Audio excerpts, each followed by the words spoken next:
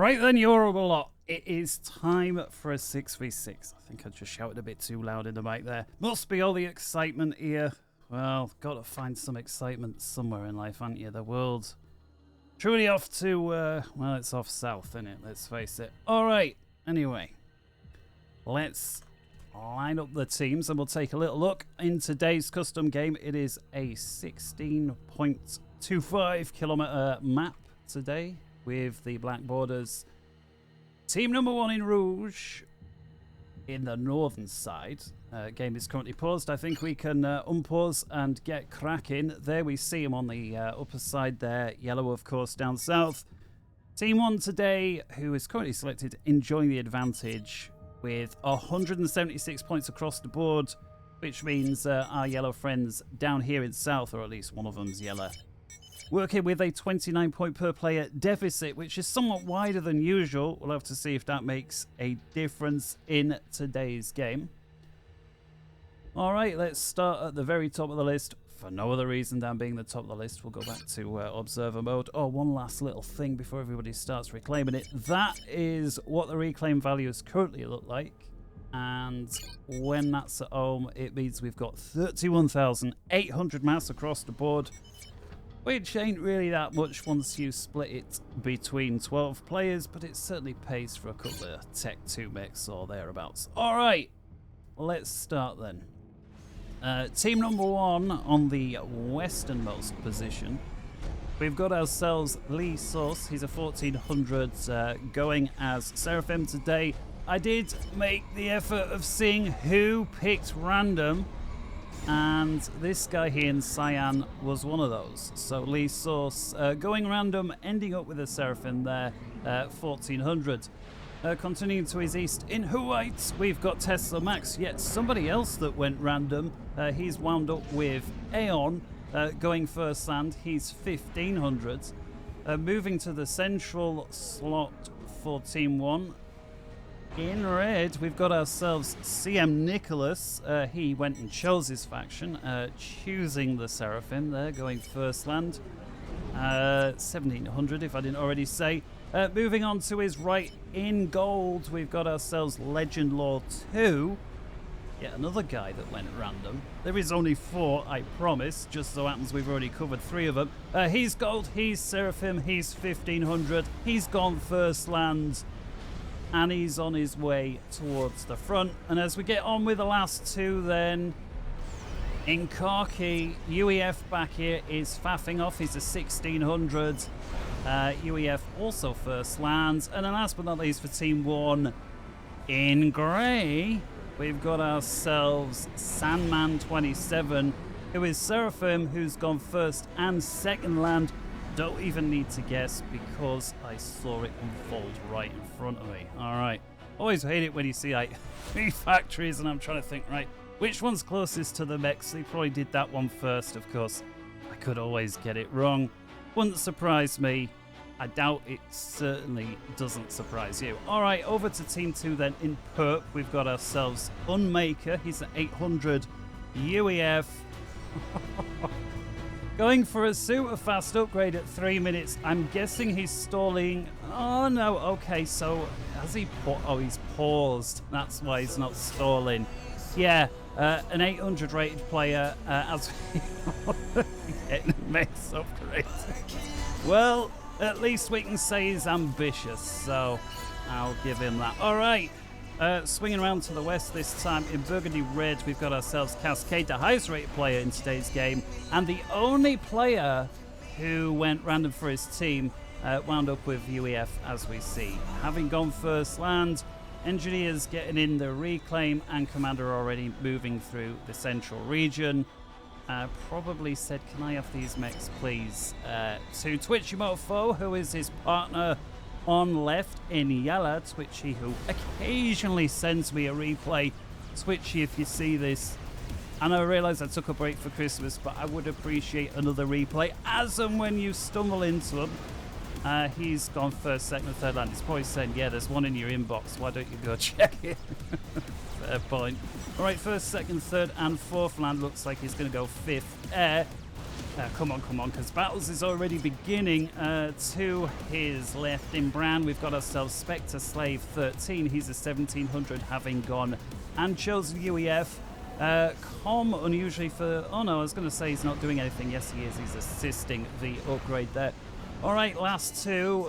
Always feels like it takes all day when you've got this many players. Certainly when I'm doing it. In green, we've got Hyper 2001. He's Aeon. Is that the first Aeon we had tested, Max? Certainly the first for his team. In green, he's made his way to the mid as well and is about to bag himself essentially placed Hydro.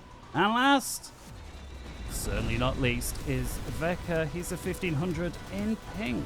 So having gone first land, second air, third, fourth lands. And with that, introductions are complete. And at 5 minutes 10, we'll have a quick look at the situation. Turn the music down a little bit. It was perhaps a little bit too loud. Never can tell when I'm wearing headphones, and I suppose it's as loud as I hear it, but you know, what's that when it's at home, right? Game sounds get louder, of course, as we zoom in. Bomber there picked up from Tesla Max. We'll have a little look at what the teams see. So, as we would expect, a 50-50 split with the 800 rated player Unmaker slow to the mids. Not entirely unexpected there. He is facing off against an 1100, so probably the closest. In fact, he is. He's the next closest rated player to him, but there's a canyon between 800 and 11, especially if it's an experienced 1100. Sandman's certainly someone that I occasionally come across when I look at these things. There's a bit of chat earlier about people getting banned over saying the wrong things. I'm not sure to what extent that's a problem at the minute, but it is something I do occasionally review a replay, even if it is last thing at night. And just this last week or so, I must say I've heard it mentioned 2 or 3 times, so I'm not sure if someone's wielding a ban hammer at the minute. Oh, sometimes when a moderator first becomes a moderator, they like to show them who's boss, right? But I could just be talking bollocks. There is that too. Cascade there. Firing upon a few units that got too close to the command. I don't really think they got much done. Sandman taking his eye off the ball.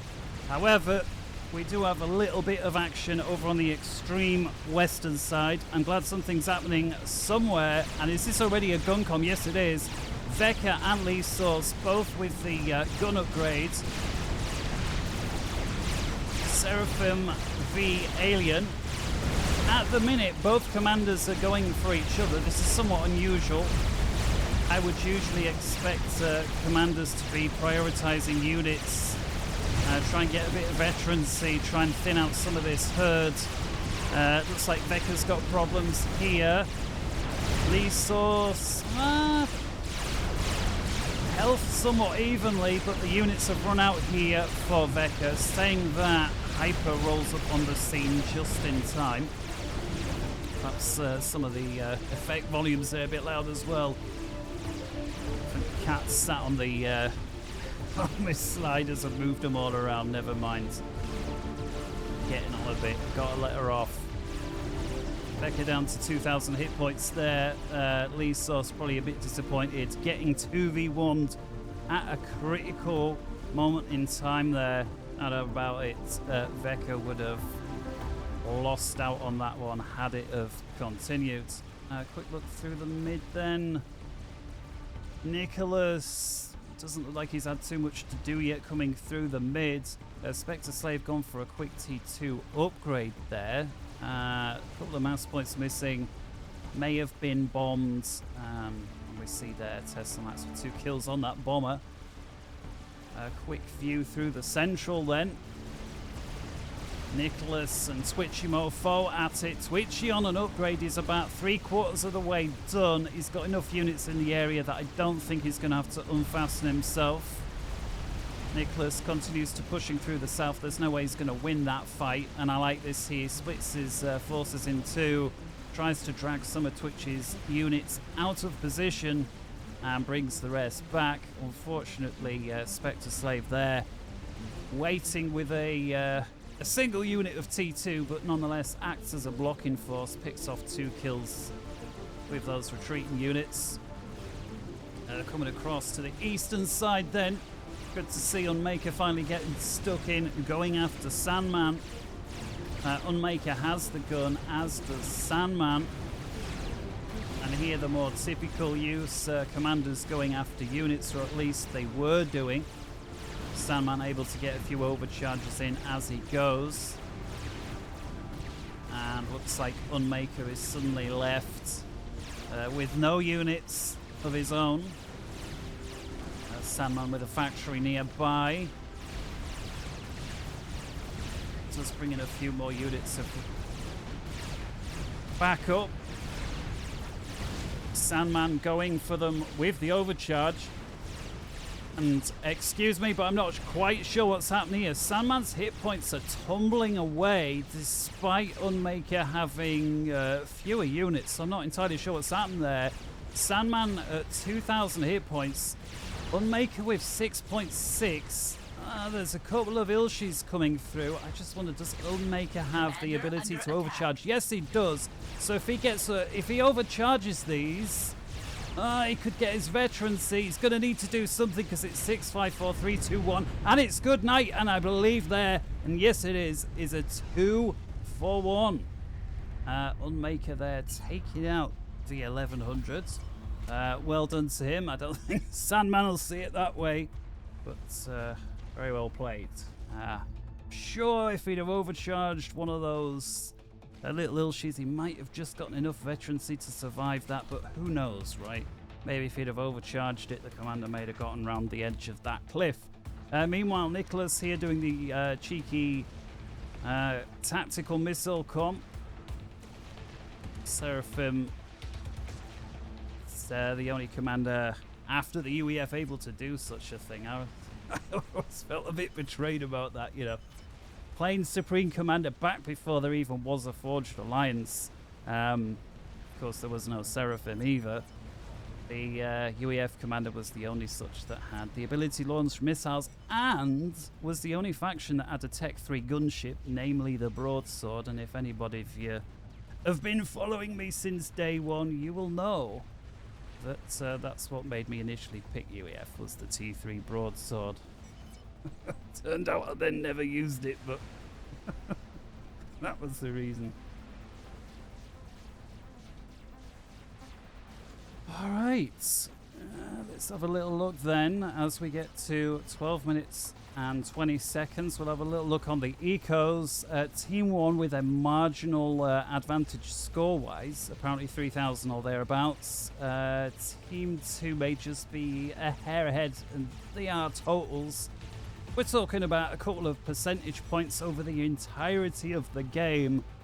Although with Team 1 doing things like this, that advantage may start to slip away.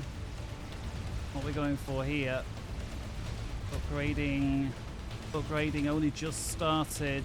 Okay.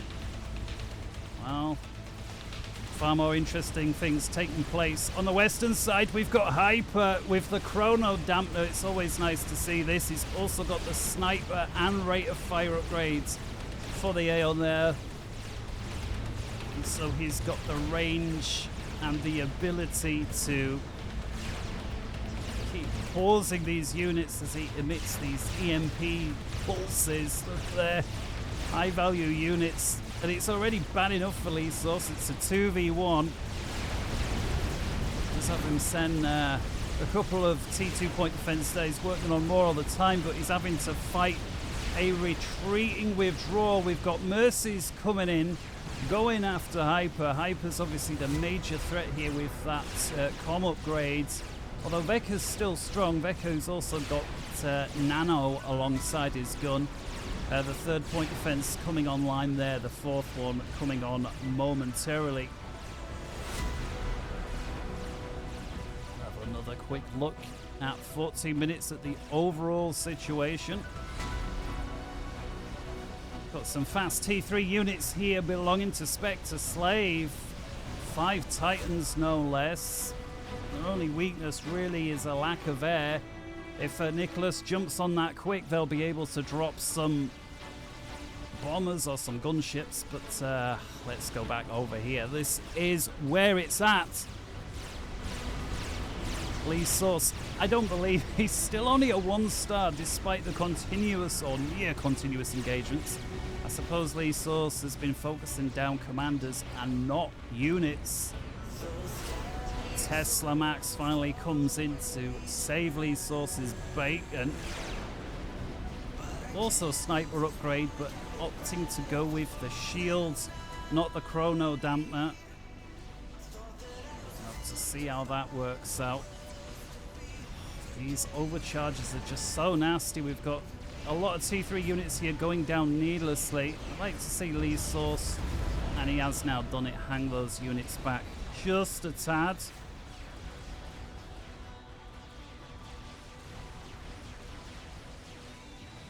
Elsewhere, players reasonably quiet. I was going to say what's happened to those Titans, but Spectre Slave brought them back and is now threading them through to the left of this lake. And it looks like not much other than a few T1 units to stop it. Does he know? Doesn't he? Well, I'll wait to find out. Well, you can't see that they're... Oh, well, here we go. He's going to put that right here, right now. Curse of the commentator, as Guy would call it. Although that's a shit impression, wasn't it? Because he's an American. He's more British than I am. Or at least he's from the posh parts. Or at least posher. I'm from where they spread my cunt field. Take combine out. Yeah, the good old days, right?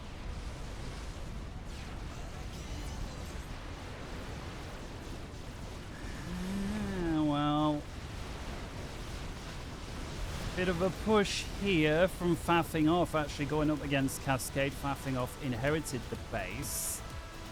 Cascade inheriting the base here. So I think we're going to have to follow these Titans. Similar number to what we saw before. I don't actually think any of them have died yet. There's a couple more in the mix, but there certainly could have been more. Spectre Slave must be working on something else. Oh no, we've got ourselves a Tech 2 factory that's like a few moments off being T3. Is only a support factory, but nonetheless, we've also got a Tech 1 mass point that was almost up to Tech 2.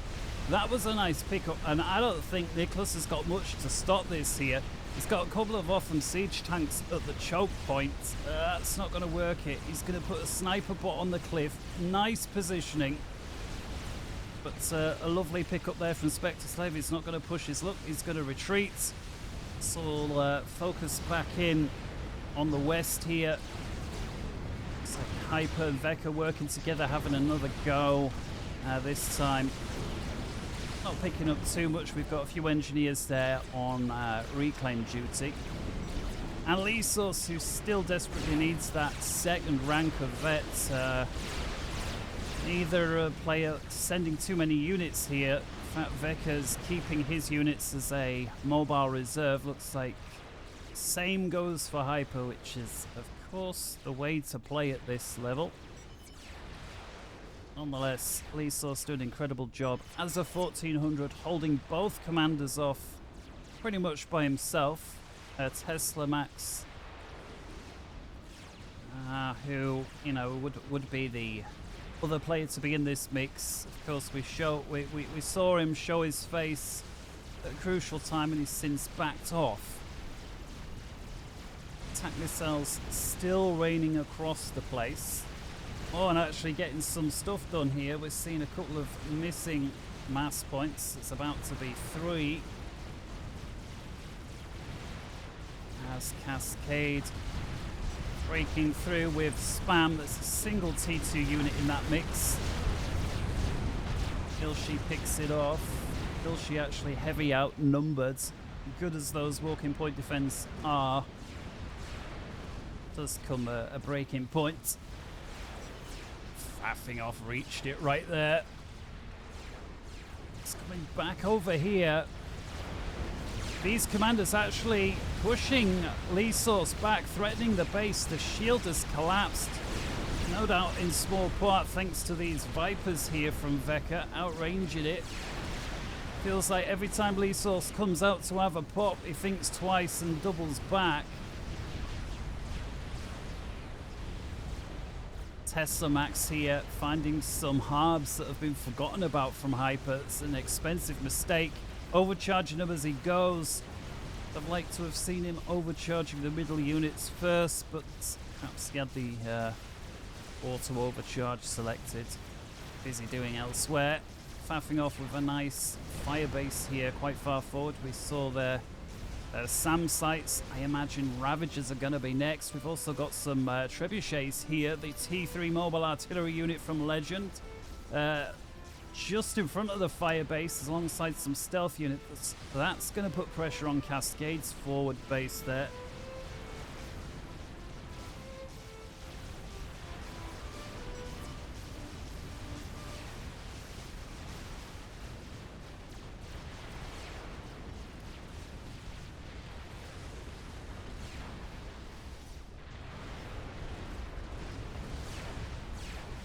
Nicholas with a bit of pressure here. Slowly and surely, overwhelmingly spam, but there is some T3 in that mix. We've got one shield, one sniper, but it is only some. And one siege tank, but we do have a fair bit of T2, the Rhino, which is decent chunky units. And we do now have the unit that I was talking about, the Broadsword. 3 of them from Cascade, and an air fight taking place on the east side. Numbers look relatively even. It's going to come down to Micro. It's going to go faffing off Sway. He was also fighting above at least one SAM site favouring him. Then we've got a Percy coming through here, or what's left of this attacking army. It's going to go down shortly. And there it is. Back over here. I keep thinking I'm going to miss something out on here. It's like Lee Source has bailed the area, at least temporarily. He's getting some other upgrades. He's got mobile shield and sniper bot of his own. That's actually a decent way to deal with some of these Vipers.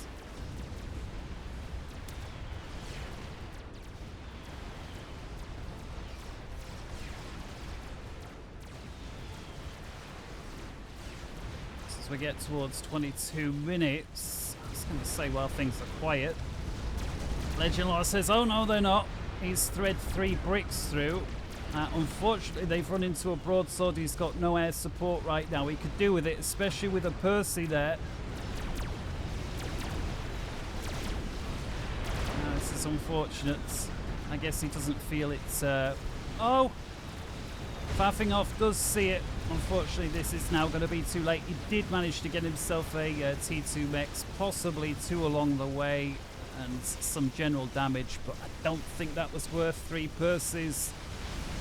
Spectre Slave coming up meanwhile, eating into the flank of all of that spam there from Nicholas with a lovely run with those Titans, backed up with a push there from Twitchy Mofo as well. He's been pretty quiet so far this game, and that is going to buy them more of the central territory should they wish it. They can't get too close to the firebase over here, but this here is nothing but T2 point defense, and there's going to be a fair chunk of reclaim on the field there now for whoever gets there first.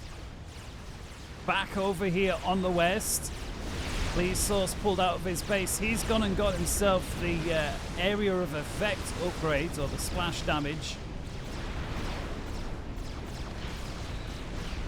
And done quite nice there. I like the use of the scouts in this mix. It's quite heavy, but weak unit still soak up or require the enemy to take a shot.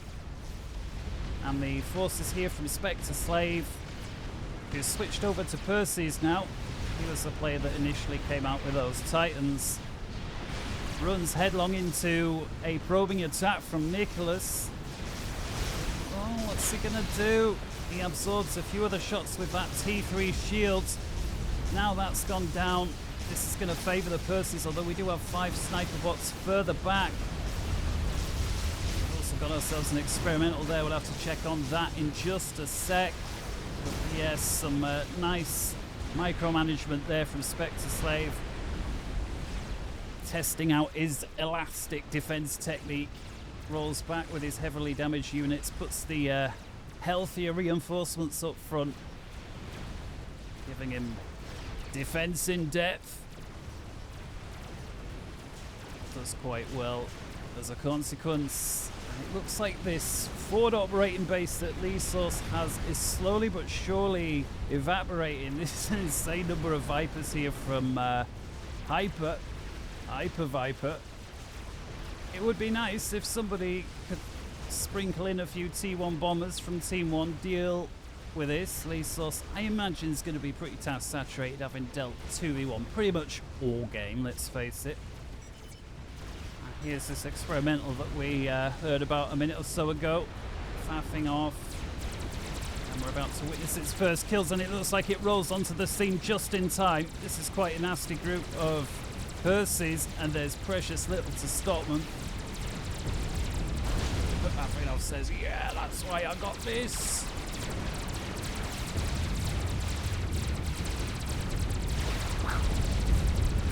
Pew, pew, pew, pew. I always found it really annoying when people did that. So I thought I'd annoy you and all. Unless you're one of those that did it and thought it was great. You never know. Tell you what, these trebuchets have done pretty good. 8 and 10 kills respectively.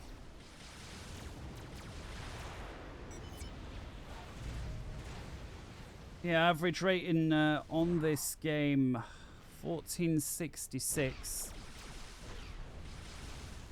So Supreme scoreboard shortchanging players a little with its rounding off.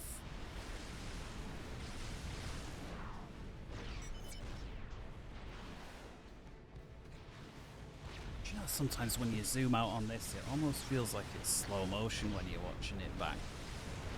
You certainly don't feel like that when you're playing it. So faffing off is making a push here. He's got a couple of siege tanks with his chicken. I'd like to see a bit of anti-air in the area. I mean, he does appear to have a shed load of his own ASF. May even be the air player. We're going to have to split the screen. I was hoping not, but we are. We've got an attack here on the west side. Team 2 pushing north. While on the east side, Team 1 pushes south. Faffing with his chicken, his experimental. It's like Omni Sensor went online just in time to go offline. Chicken takes it out. So this is a very slow, methodical attack here from Hyper. Is how do I put this politely? Very careful not to overextend. It's like faffing off, employing a similar strategy there. Quick hit and run, 72 kills, get the chicken up to a 2-star. Leaves the siege tank behind to mop up. Interesting decision to back off. Perhaps he saw something that I, as of yet, to notice. I'm not sure if it was all these T1 bombers that put him off. I imagine it weren't the small handful of Percys. More than that initially. Nicholas here with a lot of these Seraphim shields, T3 shields. What actually have they? 10,000 hit points or shield points they can absorb. Bunch of sniper bots underneath. That'll do nicely versus these Vipers. Won't do so good versus the GC. This is what Hyper was waiting for. It's like, yeah, you're accusing me of playing like learning disabilities, when if you'd have looked south you'd have seen this. And in it comes Cyclops Eye. How long it takes to burn through those Seraphim shields. buying there Nicholas several seconds of free shots. Already taken out half of the hit points on that GC. Some nice micro there from Nicholas. Tries to stay behind the GC. Hyper now doing the micro on his behalf. Meanwhile, Lee Source, no way, has been defeated by Veka, who's gone all ninja on us. Having gone stealth and cloak with the Mazer upgrade there. Cool upgrade that is. Lee Source. It's been one of them games, hasn't it, Lee Source? One of them fucking shit games. No air, no support, shit team. Meanwhile, there is this glimmer of hope though, Lee. Right on the other end of map, you do have a player that is, well, let's just say repaying things from your team's point of view. Chicken with 4-star. Just 30 seconds off the half-hour mark. Quick look. Oh, no way! No way! Look at this! A GC versus Ninja Commander Veka. Oh, it's going to be close. Does he get behind it? Oh, no, he doesn't. GC taking out, but I almost missed that. Ninja Com there. Well played, Veka, regardless.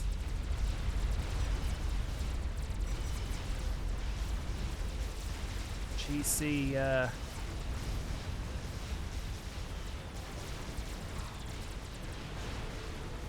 running away. Tesla Max, GC also. We'll check back on things over there soon. We've still got this chicken here. Now a 5-star from faffing off. 71,000 mass to its name. And in comes this T1 bomber spam from Cascade. And it's going to need a cascade of bombers to sort this thing out. We've got at least 2, if not 3 lightning tanks behind. Also got a crab here from Twitchy. Probably realized a moment late, or he may have threaded it this way. Crab. This gun seems to be jammed. Something's not quite right there. He's finally got it sorted though. Chicken on half health. Faffing off with ASF in the area. It's going to need more air here from all players. It looks like Team 2 only have Cascade on air. So Tesla comes in and that's really going to upset the balance, but the chicken runs headlong into the megalith there. Twitchy takes it out. Team 2 going to breathe a sigh of relief with that. Certainly Cascade, he's got a massive air grid here. And well, if that chicken had gotten any closer, would have been curtains, right? Would not have been nice. Back over here, looks like Nicholas with his chicken and Tesla with a new GC, able to hold the line. Here's this heavily damaged GC. Probably not best idea to lead with the heavily damaged GC. Looks like Tesla Max hears us through the passage of time. That weird quantum tunneling business. Cycles forward the full elf GC as well as the author here, the chicken. And now once these get stuck and recommit the damaged GC, that's it. He already knows what he's doing. He says, I'm a 1500. You probably couldn't even be 15 if you played today. Probably right. But this is a 3v1. Hyper does the right thing there, going after the heavily damaged GC with his own GC. That allows Tesla to get one vet there on his own. We've got a few restorers here from Hyper trying to go after, well, he may as well stick with the heavily damaged GC, trying to get something done there. Doesn't look like it's going to happen. GC looks pretty safe now. Elsewhere, how are we doing? Twitchy Mofo has got a Fat Boy in the middle. Also, of course, with the crab there. We've got a crab coming down from Legend Law as well, together with a few bricks and a couple of deceivers there. To see if that works. it doesn't. So Team 2 have got an Omni sensor within Omni range in the mid.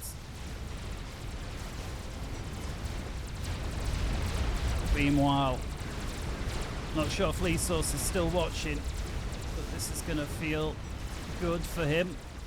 It's like, yeah, that's what my team can do when your team's tied up with a 2v1. He did buy him a decent amount of time, let's face it.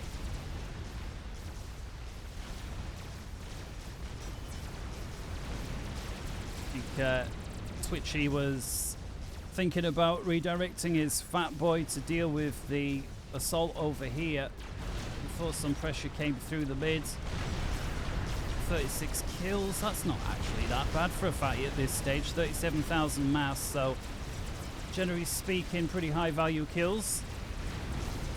A couple of siege tanks here picking on a support factory. T3 don't manage to finish it. Taking Cascade a little bit of time to re-establish. Strategic launch detected. Faffing off quite far forward as well, and we've got 2 nukes in as many seconds out the door. Hyper here as well as Legend Lord, so we'll follow both of these. I also saw some strats taken off, amassing here from Hyper to follow that. So it looks like the first nuke is going to impact in the forward slot there. That's Legend Law, who managed to just get out the way. He's pretty heavily damaged and, well, not, he's just a little bit damaged, but the fact is he was. And that's going to hurt for Cascade. A huge air grid there. Wide open for the taking.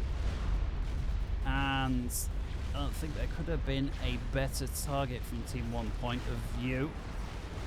Although he did manage to hang on to a whole bunch of build capacity, around 20 T3 engineers there, and he's got 5 factories and fusions left. Make that 6 fusions. So should be able to re-establish reasonably quickly, so assuming he's allowed. But here are these strats that we were talking about there from Hyper, and that takes out Legend. Lots of action after a somewhat quiet start, it has to be said. Thank goodness for Lee Source and his pals over here giving us something to show. Things, though, starting to warm up now. Twitchy Mofo as well with 2 experimentals, a fatty in tow. Yet another air fight, and I think maybe faffing off may have numbers, although fighting over the top of the flak there from Twitchy, that may help negate. It's not necessarily going to kill the ASF, but it's going to inflict a lot of damage onto him, and it may have just tipped the balance there. That's a terrible way of describing it. Lots of hit points removed. The combined effect of the flak as opposed to necessarily dealing a knockout blow. The regular Sams faffing off here, threading a few units through, just enough to be annoying and hamper Cascade's effects or efforts of rebuilding. Back in the mid.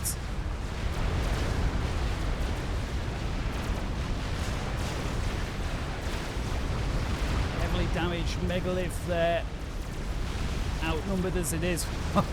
A huge battery of static T2 artillery here. Unloading as it goes, unfortunately. Even if they may put out a decent amount of damage, if they score a direct hit, they're pretty weak and very expensive, and Twitchy Mofo's going to roll right over those. Strategic launch detected. Nuke number 3 out the door. We'll follow that in a minute. Oh no. Seems Team 2 have really struggled to plug this gap on their, as they see it, their east and their right hand side. Ever since Unmaker was taken out. See, there are a few units there from Twitchy trying to sort it out, but they've gone by. A few bricks here. Looks like Cascade may lose some of those, if not all, T3 mechs. And nuke number 3 is going to score direct hit in hyperspace. So that is 3 out of 3 when it comes to nuke launches that have not been shot down.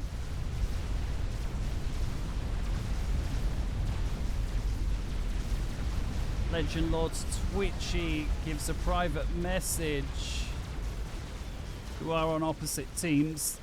Twitchy, of course, still in game. Legend Lore speaking from beyond the grave. We've got an experimental bomber here as well as a donut bomber there from Team 1. Nicholas, 25 kills with 20,000 mass. That's a good hit. Donut here with 35,000 mass to its name. It's already 1 star. Let's slow time down, because it looks like it's taken a particular dislike to Fatboy Slim over here. Shield may be okay, but 1 stat burns down the hit points on the Fatboy certainly are slim.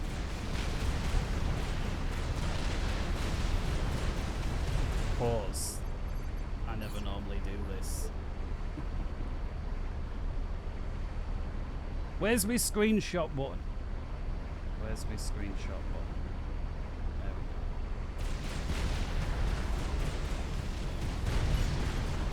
go. Right. One more.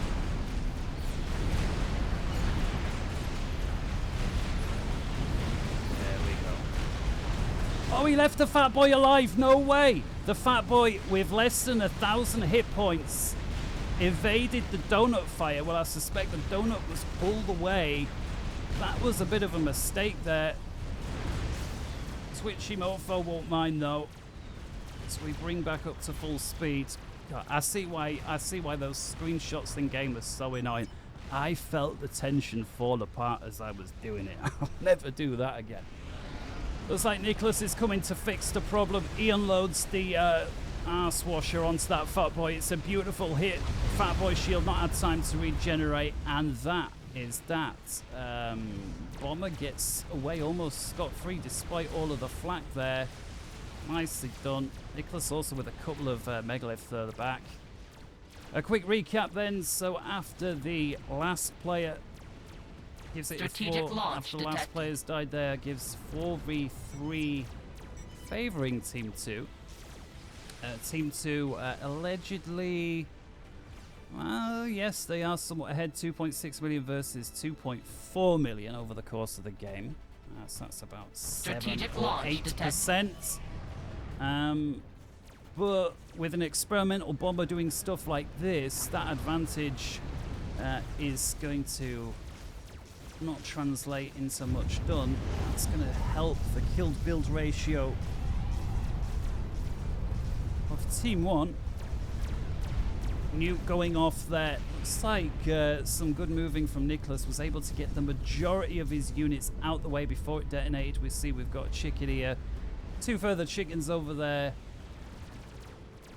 Nevertheless, it was still a hit. Faffing off, still raiding this area non-stop. I don't understand this. He's always got just enough units to completely prevent Team 2 from setting up. And must have been another nuke. Probably missed it for babbling. And the experimental bomber here looks like has finally made his mistake. Nicholas sending it down there without air cover. Spectre Slave making him pay the price despite not having a huge number of ASF, but it was enough to take out carelessly navigating T4 bomber. Well played. All right, 41 minutes. Quick look at what the teams can see. Team 1 there is still basically down the middle, innit? North-south divide. Team 2 still struggling, as they have all game, let's be fair, down that eastern flank. Although faffing off, I don't think he's really been able to exploit it too much. Detected. It's more being a case of denying it from Team 2's economic income. And that may, I don't know actually, because Team 2 1.8 versus 1.7 thousand mass per tick, so actually Team 2 slightly ahead. Probably in no small part down to these couple of nukes that impacted recently. There's yet another nuke right into the middle of Twitchy's forces there. It does have some experimentals which will have survived, or at least one did. May have lost a fat boy. So could have been taken out earlier as well. Yeah, so it looks like we've got some long-range artillery here. It's at that stage. Nicholas, apparently the first one to bring it online. The static artillery, 14 kills there. He's got it pretty much capped off with generators, so that's going to reload pretty quick. And I'm not sure if he's targeting the commander there or going after the undefended mechs, or maybe he's just going after the nuke, and the thing's insanely inaccurate. Either way, the silo there from Hyper is 75% on its way to the next one. Hyper's asking where the commanders are. I hope he's seen the artillery, because he won't want those shields to crack. In fact, they're starting to crack. The nuke launcher here is wide open. He's starting to lose units. Somebody's pinged, and he urgently needs to know about this. He's obviously not seen. And there is now the instruction. Let's focus on this, see if he manages to get it online in time. He's got a lot of build capacity, but half of it is out of position. On the T3L shield there that collapsed has gone back online. On goes another. And Hyper now putting a lot of effort into supporting the shield. We've got yet another experimental bomber here from Nicholas. This time only with one kill, now with two. I think that was on the anti-air guns there.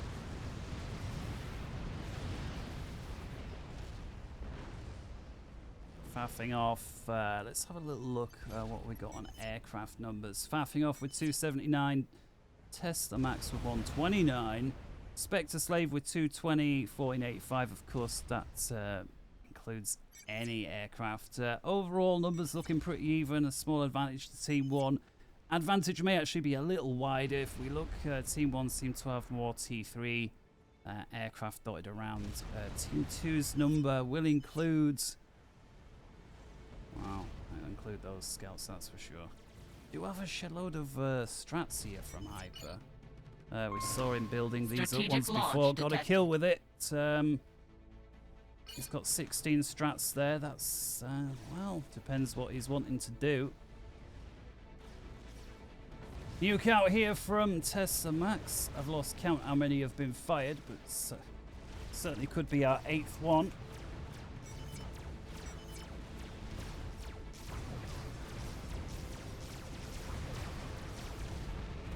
Keep an eye on it, and then we'll take a look at the push there from Team 1 that's about to unfold. Oh, anti-nuke. The building's there, but no missile, and that's going to slap in, and that's the second nuke that hyperspace has heated. Another nuke out now from Spectre Slave. Looks like that nuke's been ready for a moment or two. Hang on, is that a defensive nuke? I think it is. Oh wow, look at this. Right into the middle of that push there from Nicholas. That's gonna connect with the head. Oh, Strategic launch detected. They don't get much closer than that. See, they're wiping off, what's that, just over half the hit points on the megalith. A lot of escorting units there gone down completely. However, full health megalith a little further back. Twitchy trying to pursue the heavily damaged megalith. He might have even have got it if it weren't for this full health megalith, but that's going to be that. In comes yet another nuke from Team 1. Where's that going? Going after the support factories. Gets one mechs with it. Well, I think I've seen better. But it's yet another nuke that's connected. Has any nuke been shot down yet? I don't think we've had a single nuke got shot down. Sat here now from faffing off. Looks like all the toys are coming out now. And Cascade's base is wide open. He has now started work on a shield. We'll have to see if he manages to get that online in time. Seems to be building awfully slow. He does have the eco.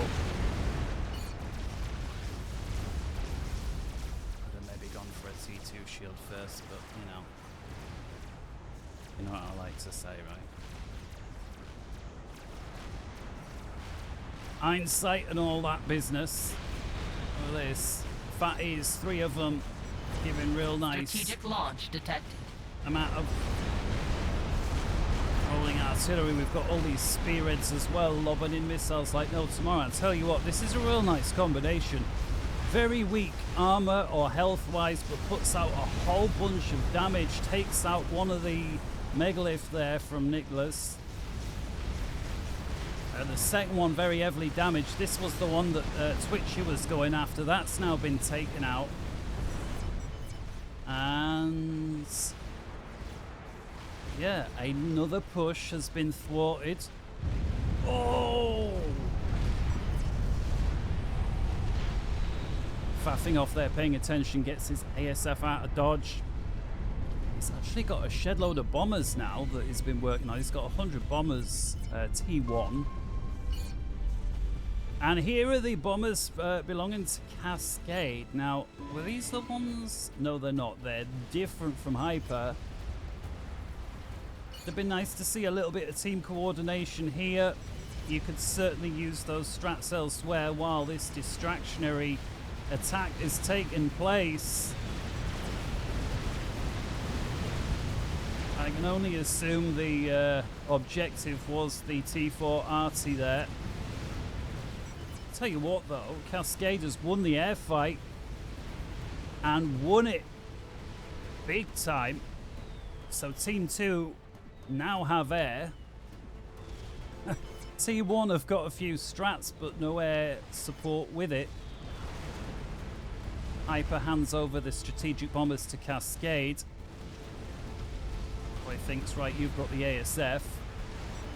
Cascade is currently dealing with the incoming strategic bombers, but without stealth and without any sort of air cover whatsoever, it's not going to go too well. I think there's 2 lots of artillery coming in. We do see they're starting to cause problems. We've got a nuke here almost ready to go. The shields have collapsed though. Oh, it's so close. Is the shield going to pop on? Well, we've got some mobile shields on. I'm not sure if they'll be enough. There's the Tech 3 shield. It's enough at least for now. Moving further to the north then. Here are the... What are these strategic bombers doing? They've forgotten what they're doing. They're just dawdling about over Samsite Central. A bit hyper's shitting the bed over this. I would. Donated all them strats and your teammate just goes and spaffs it all over. Yeah, Cascade says, yeah, but it don't matter. I've got a shed load of restorers to make up for it. And they're just roaming around the map. Keep a tab on them. We'll just see something else because there's so much going on. Oh, we finally had a nuke that was shot down. Did that nuke only... Oh no, it looks like the anti-nuke was there for a while. Nicholas thought about a scout this, then thought better of it. He's got 2 of these T3 RTs now. Both of them capped off. Got quite a lot of kills between them. We've got at least 2, if not 3 sats down here from faffing off. They're going to town versus Cascade, and Cascade... Oh no, it's his commander. It's support commander, should I say there. Oh! Well, yeah, you need to get these over here and pronto, right? And it looks like Cascade is on the case. Come on. This is so painful, mind you. This boy can't see everything, right? Come on. You've got all the sats there. Strategic launch detected. Come on. Big scouting run here from Spectre. And Spectre's pointed it out. No AA. Laugh my ass off. We've got the sat farm. Get. Strategic launch detected. Strategic launch detected. We'll take another look at that in a minute. Got another nuke out or 2.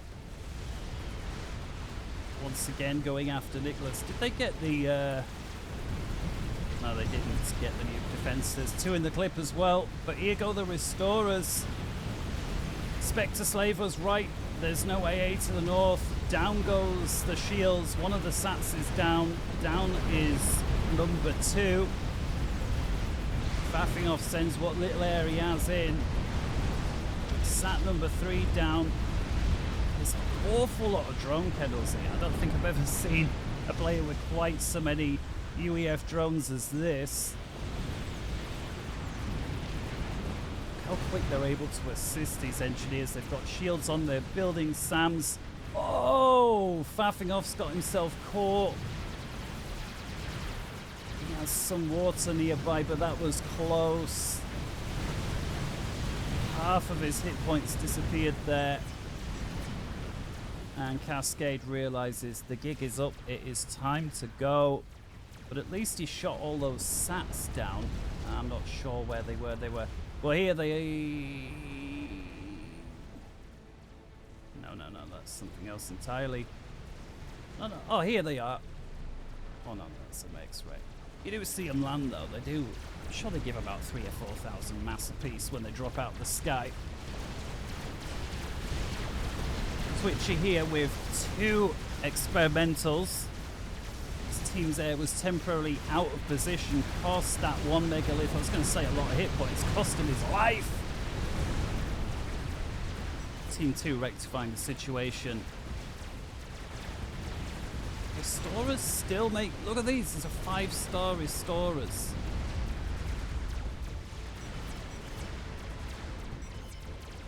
Looking a lot less deadly than they were just a few moments ago. There must have been about 30 or 40.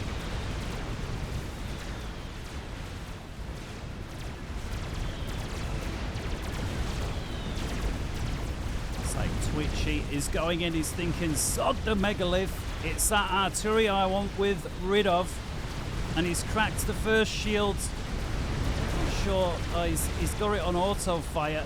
Perhaps he's got target prioritization on the... No way! I wonder if he was going for the ion reactor. Oh, some beautiful work there. He made up for it with the dying shots from the nearest bricks. Able to take out the first, or the nearest artillery. The other one remains online. Yet another nuke out from Team 1. Tesla Max. If you are enjoying the game, do give it a like. Leave a comment if you feel like it. Or don't. Just piss off as soon as you know who's gonna win.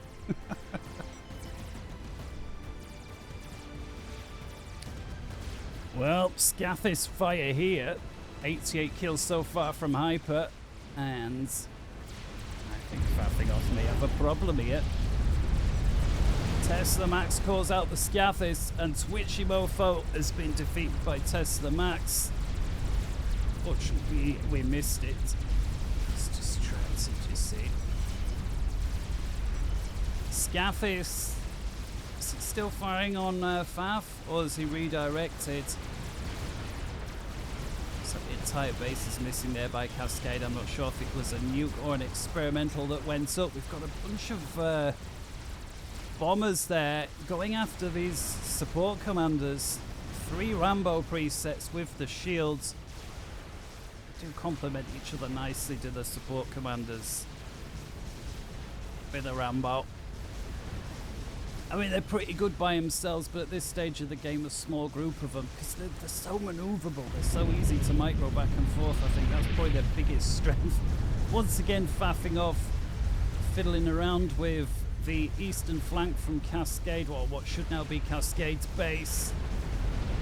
But Cascade probably feel a little bitter about the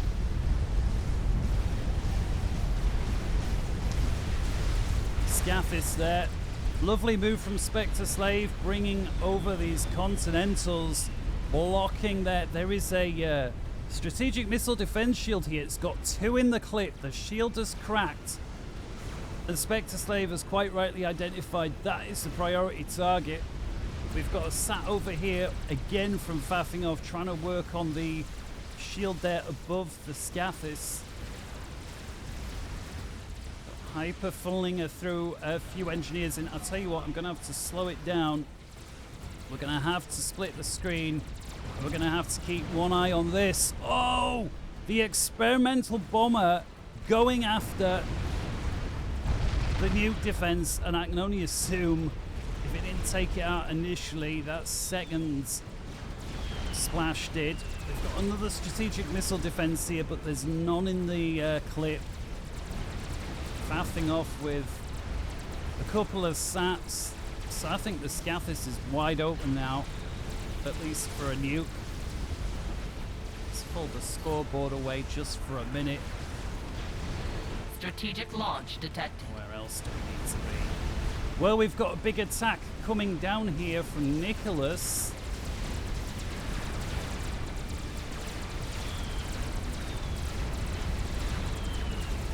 Scathis is moving away. We see the nuke traversing down the side of the map here.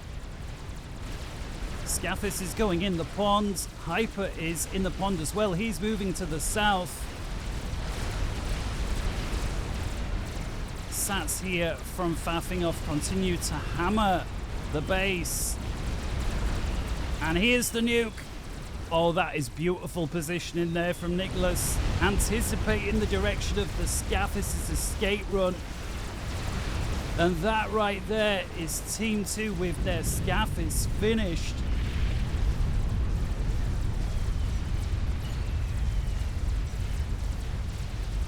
Cascade 2v1 air was hard. Maybe it was. Probably even harder was the fact that you couldn't hold on to this flank. Or perhaps every time you did got it, faffing off shoved another few units down. Hyper, who's been severely damaged after those nukes, in combination with the artillery he's been receiving and these sats overhead, not much left at all. Strategic launch detected. And Team 2 know it and they recall, so at 57 minutes, 56 seconds, the game goes over to Team 1. I do hope you enjoyed that. Thanks very much for watching, and until next time, take care. Ta-ra.